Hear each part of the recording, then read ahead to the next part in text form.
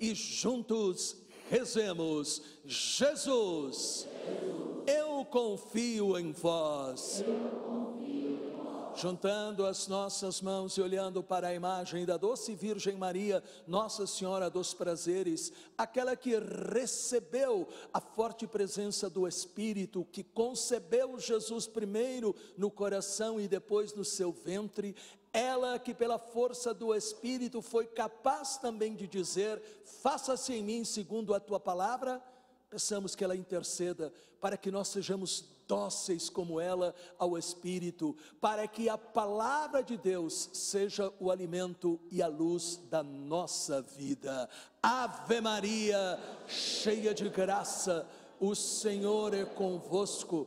Bendita sois vós entre as mulheres, e bendito é o fruto do vosso ventre, Jesus. Santa Maria, Mãe de Deus, rogai por nós, pecadores, agora e na hora de nossa morte.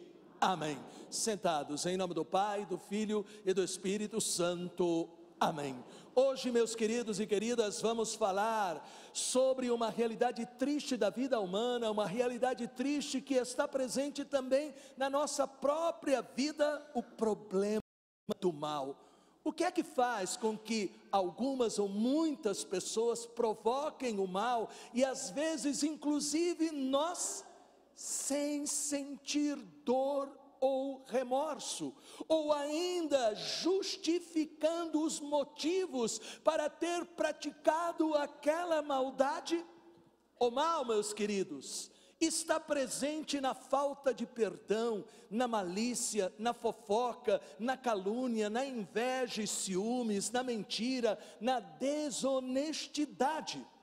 E é por isso que hoje a parábola do trigo e joio é importantíssima para nós, porque nos apresenta a solução de Jesus para vencer o mal e também não nos deixar contaminar por ele.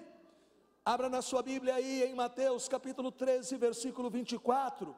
Jesus disse na história do trigo e joio: o reino dos céus é semelhante a um homem que tinha semeado uma boa semente em seu campo. Esta foi a única parábola das outras duas que ele tinha contado, que os discípulos não entenderam e que Jesus explicou para os seus discípulos. Mais adiante, no mesmo capítulo 13, versículos de 37 a 38, Jesus explica o sentido das palavras desta história, dizendo: o que semeia a boa semente é o Filho do Homem. Portanto, é Jesus que deseja entrar em nosso coração, Jesus que deseja entrar em nossa vida, Jesus que deseja trazer para nós de volta a identidade para a qual nós fomos criados, ser imagem e semelhança de Deus. Mas ser imagem e semelhança de Deus significa: não pode existir a maldade, não pode existir a malícia, não pode existir o ciúme e a inveja, não podem existir as divisões, as disputas, não pode existir a desonestidade. E por quê? Porque quando o homem e a mulher foram criados, isto não existia. O que é que fez com que o homem e a mulher perdessem essa identidade? O inimigo, diz a Bíblia, o diabo que veio para seduzir o homem e a mulher, o homem e a mulher que foram tentados a não obedecer aquilo que Deus lhes havia falado. Então, a primeira coisa importantíssima nesta explicação de nosso Senhor é entender que não basta ouvir a palavra, mas a palavra tem que realmente nos recriar para nos tornar aquilo que Deus deseja para a nossa vida. Segunda coisa, continuando aí no texto de Mateus 13, 37 e 38, o campo é o mundo, diz Jesus. A boa semente são os filhos do reino. A boa semente são aqueles que acolhem a palavra de Deus e se deixam transformar. O joio são os filhos do maligno. Isto significa, meu querido e minha querida, E o Papa Francisco recentemente falou algo que desagradou a muitas pessoas quando ele disse: quando uma pessoa calunia outras pessoas, está falando em nome do demônio. Isto significa toda e qualquer maldade, não importa qual seja, vem do demônio, vem do pai da mentira, e não pode estar na pessoa Deus, mesmo que a pessoa diga que ela frequenta a igreja. Amém? Isso é muito importante. Muito importante por quê? Porque nós não podemos cair no erro de imaginar que o mundo diz respeito somente àqueles que estão fora da igreja. Lá no começo do cristianismo, no tempo de Santo Agostinho, tinha uma seita cristã que dizia: quem está na igreja são os bons, e quem está fora da igreja são os maus. Na igreja só existem pessoas boas, e é no mundo que existem pessoas más. Santo Agostinho, ele corrige este erro. Santo Agostinho recorda a palavra de Marcos, no capítulo 7, versículo 21, quando Jesus diz: porque é do interior do coração dos homens que procedem os maus pensamentos. Isto é, agimos de acordo com aquilo que está em nosso coração. Segundo Santo Agostinho, a igreja não é um jardim fechado, não é um lugar aonde estão ali as pessoas que agora não vivem mais o mal, mas ele diz: dentro da igreja pode crescer junto o trigo e o joio, e a gente sabe que isso é verdade. Dentro da igreja existem maus e bons, verdade ou mentira? Dentro de qualquer igreja, existem pessoas que sentem ciúmes dos outros. Dentro de qualquer igreja existem pessoas que querem fazer o nome, não estão interessados em Deus, mas querem fazer o nome, como lá na Torre de Babel, né? Lá está escrito na Torre de Babel, eram pessoas religiosas, estavam construindo um templo religioso. A Torre de Babel era um templo religioso, mas o versículo diz: façamos para tornar conhecido o nosso nome e não Deus. Então, veja, é muito importante a gente perceber que Santo Agostinho, ele continua dizendo: todos somos filhos das trevas, joio, destinados, se quisermos, a nos tornar luz e trigo, acolhendo o reino de Deus por meio da conversão. Amém? Converter-se não é só começar a frequentar a igreja. Tem gente que diz assim: uma vez na igreja, né, eu já estou salvo. Virgulinha. Isso é um erro. Porque quem está de pé tem que tomar cuidado para não cair. Amém? E não basta a decisão de começar, é preciso perseverar até o final. Não basta somente dizer sou cristão, mas é necessário ser de fato. Não basta vir à missa e comungar, é necessário deixar-se transformar por aquilo que nós celebramos e aquilo que nós recebemos. Nós recebemos Jesus, nós recebemos aquele que veio para nos fazer nascer de novo, para nos acordar e nos fazer voltar para Deus. Por isso, para que nós possamos ser verdadeiros cristãos, transformados pelo poder de Deus, nós necessitamos do Espírito Santo. Nós falamos: eu sou fraco. Você é fraco? Abra sua Bíblia aí em Romanos, na segunda leitura, no capítulo 8, versículo 26. As palavras do apóstolo Paulo são um tapa na nossa cara, porque quando alguém se diz cristão, frequenta a igreja e diz: eu sou fraco e não sei o que fazer, está entristecendo Deus e o poder que Ele deu. Por quê?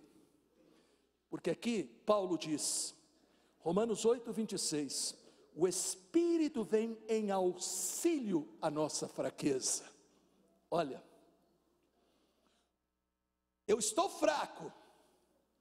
Paulo diz: o Espírito vem em auxílio à minha fraqueza. Isto significa, eu estou fraco, eu tenho que dizer: Espírito Santo, eu sei que habitas em mim, e eu não quero te entristecer, vem em auxílio da minha fraqueza. Mas por que nós não rezamos assim? Porque muitas vezes não conhecemos quem é o Espírito Santo. Ele é o Deus desconhecido na nossa vida. Nós não entendemos que o Espírito Santo é o combustível da nossa fé, e por isso não damos arranque no nosso carro espiritual. Permanecemos ali parados, permanecemos ali chorando, permanecemos ali dizendo: o que é que eu tenho que fazer? E Paulo está dizendo: o Espírito vem em auxílio à nossa fraqueza. E você recebeu o Espírito Santo na graça do seu batismo. Este Espírito Santo foi confirmado no crisma. Este Espírito Santo é renovado a cada santa comunhão, porque você recebe aquele que batiza no Espírito Santo. Então, nós não temos motivos para reclamar, nós temos é que pedir este Espírito Santo. Santo Efrem dizia: quem não pede o Espírito Santo morre. Amém? Por isso, ser cheio do Espírito significa receber o poder para viver uma vida nova. É o Espírito Santo quem nos dá a certeza de que nós somos amados. Ah, mas aconteceu isso, aconteceu aquilo, está acontecendo não sei mais o que, eu errei, eu fiz isso, eu fiz aquilo. Pede o Espírito Santo. Pede o Espírito Santo. Se você errou, é porque você não se deixou guiar pelo Espírito Santo. Se você está triste e a tristeza está crescendo, é porque você não está pedindo que o Espírito Santo venha em auxílio desta tristeza para transformá-la em alegria. É o Espírito Santo que nos leva a descobrir a importância da intimidade com Deus, que significa a oração.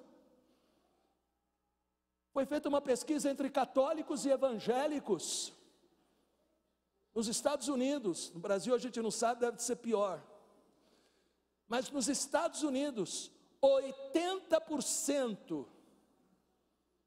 de quem frequenta a igreja, tanto católico como evangélico, não reza. Não tem vida de oração diária. Ah, mas eu rezo um Pai Nosso, uma Ave Maria. Não basta. A oração significa você reservar um tempo para você estar com Deus, pedir o Espírito Santo, abrir a Bíblia, fazer um momento de leitura da palavra, ler 1, 2 vezes o texto, fazer um momento de silêncio para deixar que Deus te mostre o que Ele quer falar com você através daquilo que você acabou de ler. Agradecer a Deus pelo dia novo que está começando, apresentar as suas necessidades, é descobrir que se você não aprender todos os dias a ter esta conversa de amor com Deus, você não sustentará a sua fé. A crise da fé vem justamente da falta da oração, e quem nos leva à oração é o Espírito Santo. Veja a continuação aí de Romanos 8, 26. O Espírito Santo vem em auxílio da nossa fraqueza, porque não sabemos o que devemos pedir, nem orar como convém, mas o Espírito mesmo intercede por nós com gemidos inefáveis. Olha, presta atenção, o que Paulo está falando é uma coisa incrível. A gente fala, é difícil rezar, é difícil? Para e diz: Espírito Santo, vem rezar em mim. É isso que Paulo está dizendo. Paulo está dizendo que nós temos que ir na presença de Deus e dizer realmente: Pai, em nome de Jesus, que o Espírito Santo venha rezar em mim. Espírito Santo, vem em socorro da minha fraqueza. Ao invés de ficar pelos cantos chorando, se lamentando, ao invés de falar: ai, mas o que é que está acontecendo com a minha fé? Sabe o que está acontecendo? Você não está colocando lenha. Fogueira sem lenha se apaga. Amém? Não venha dizer a minha fé católica, tua fé católica, vírgula.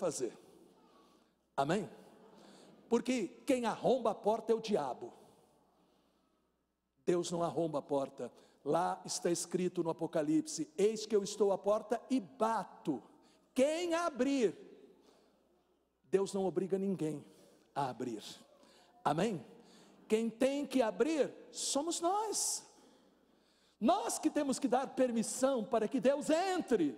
Somos nós que temos que dizer: vem Espírito Santo a entrar nesta minha chatice. Ninguém tem a coragem de reconhecer que é chato, né? Ninguém tem a coragem. Vem Espírito Santo entrar nesse ciúme danado, essa raiva que eu tenho. Vocês já rezaram assim? Nunca, mas é para rezar assim. Quando você está com raiva do marido, da esposa, do filho, do pai, da mãe, do vizinho, do patrão, do empregado, do padre, né? Você tem que pedir: Espírito Santo, vem, age na minha vida. Amém?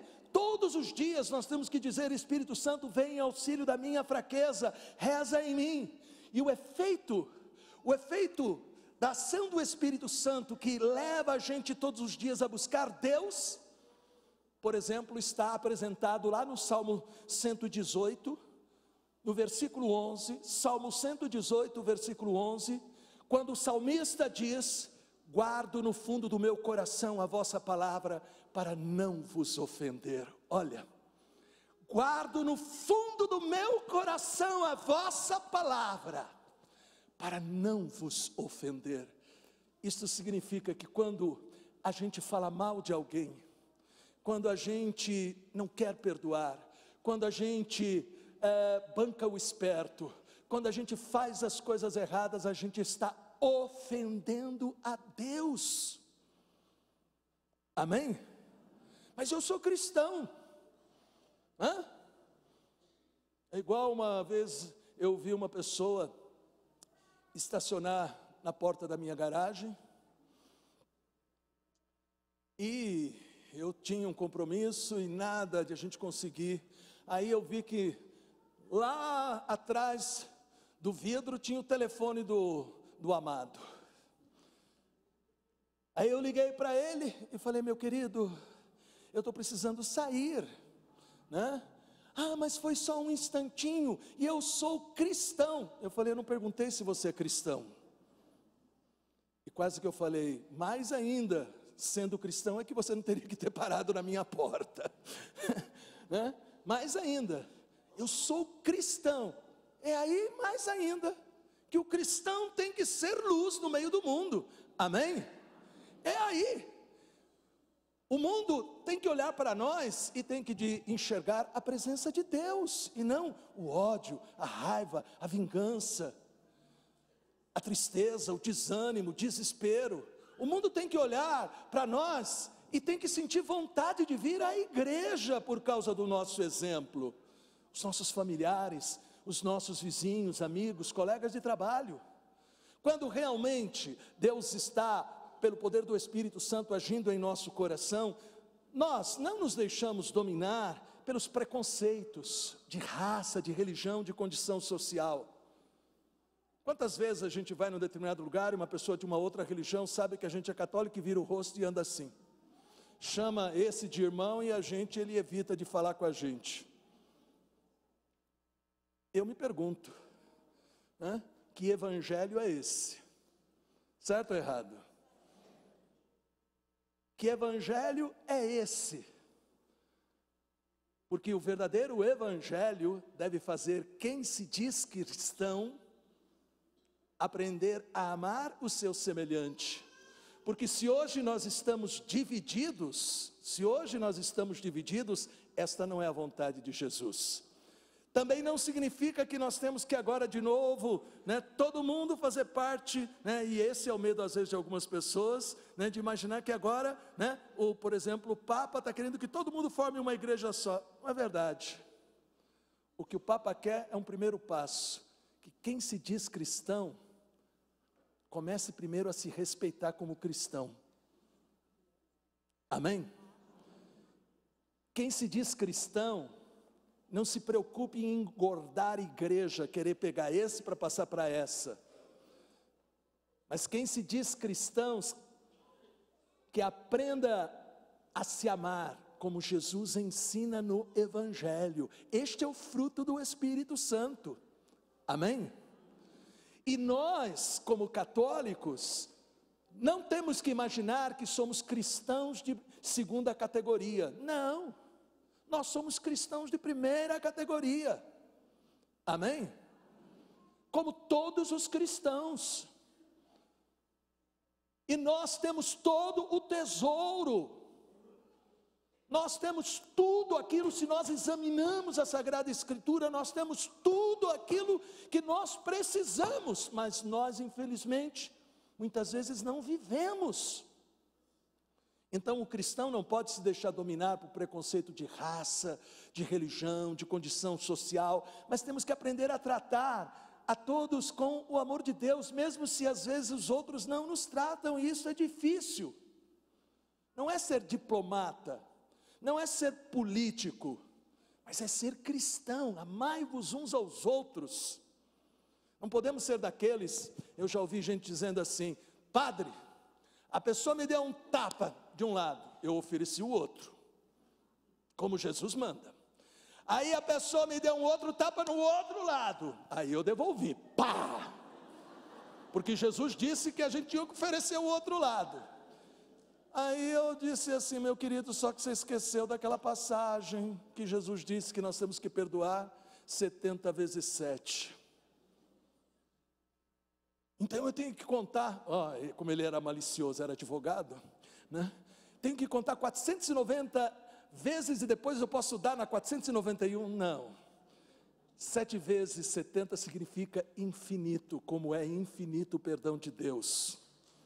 Amém? Então, não estou falando nada contra os advogados, pelo amor de Deus, eu tenho um monte de amigos advogados que são maravilhosos, hein? Então veja, meu querido e minha querida, como é importante a gente entender que o Espírito Santo nos transforma, mas ao mesmo tempo também o Espírito Santo não nos torna egoístas. Nós sentimos o desejo de levar Jesus Cristo para os outros. O verdadeiro cristão não guarda a mensagem somente para ele.